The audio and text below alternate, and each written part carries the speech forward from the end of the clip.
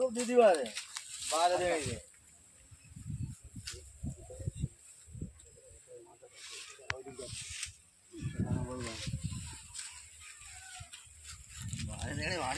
বুঝলে ভাই ময়দানে কাজ করার লোক খুব কম আছে।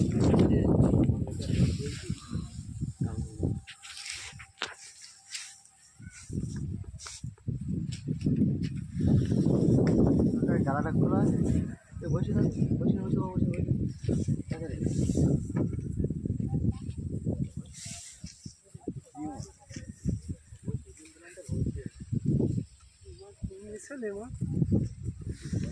ঘরের খোলা আরো আছে কি ঠিক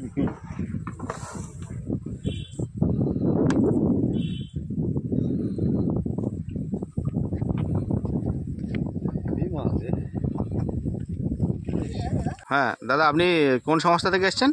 আমি ক্যানিং যুক্তিবাদী সাংস্কৃতিক সংস্থা। আচ্ছা, আপনি এই সংস্থার সঙ্গে কতদিন যুক্ত আছেন? 23 বছর। 23 বছর যুক্ত আছেন?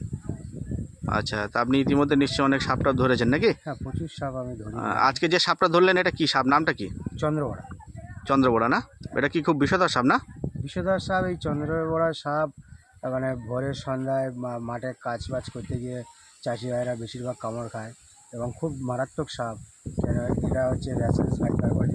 এর হচ্ছে মারণ বিষ 42 মিলিগ্রাম বিষে একটা সুস্থ সবল মানুষ মেরে দিতে পারে। আচ্ছা আচ্ছা। এবং এই সাপে প্রায় ভারতবর্ষে 50,000-এর বেশি মানুষ মারা যায় র্যাসেলস ফাইবার প্রত্যেক বছর? প্রত্যেক বছর।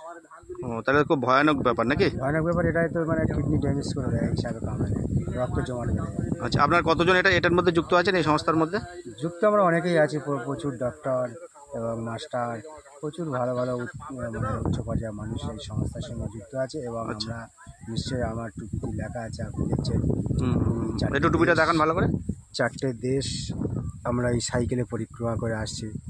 আর ওই আচ্ছা আচ্ছা, মার্চ মাসে আমাদের, জানুয়ারিতে, এপ্রিল মাসে কাছাকাছি আমাদের শেষ হবে।